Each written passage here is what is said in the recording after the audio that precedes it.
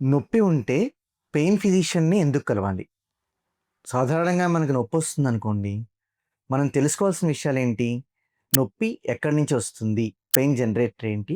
ఏ రకమైన నొప్పి? ఏ కారణం చేత నొప్పొస్తుంది? పెయిన్ ఫిజిషియన్స్ ఏం చేస్తారు అంటే 360 డిగ్రీస్ ఎవాల్యుయేషన్ చేస్తారు. అంటే మా దగ్గరికొచ్చిన పేషెంట్‌ని మేము soda approach, sensory oriented diagnostic approach అని చూస్తాం. దానివల్ల ఎటువంటి నొప్పో అది తెలుస్తుంది.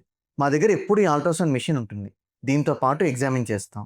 సో, దానివల్ల పెయిన్ జనరేటర్ ఏంటో ఈజీగా తెలుస్తుంది. అనవసరమైన టెస్ట్ చేయాల్సిన అవసరం ఉండదు. మేము కొన్ని డయాగ్నోస్టిక్ బ్లాక్స్ అని చేస్తాం. అంటే ఒక రకమైన ఇంజెక్షన్ ఇస్తాం. ఎక్కడి నుంచి నొప్పొస్తుందో అనుకుంటున్నామో అక్కడ. దానివల్ల పెయిన్ జనరేటర్ ఎగ్జాక్ట్‌గా తెలుస్తుంది. ఒకసారి పెయిన్ జనరేటర్ ఏంటి? అండర్‌లయింగ్ మెకానిజం ఏంటి? ఏ రకమైన నొప్పో తెలిసిన తర్వాత, మా దగ్గర వేరియస్ ట్రీట్మెంట్ ఆప్షన్స్ ఉంటాయి. Radio frequency ablation, neuromodulation, nerve blocks, sympathetic blocks, intrathecal pumps.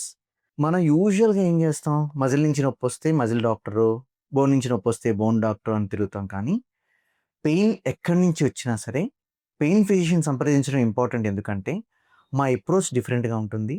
మా దగ్గర ఉన్న ట్రీట్మెంట్ మొడాలిటీస్ కూడా డిఫరెంట్.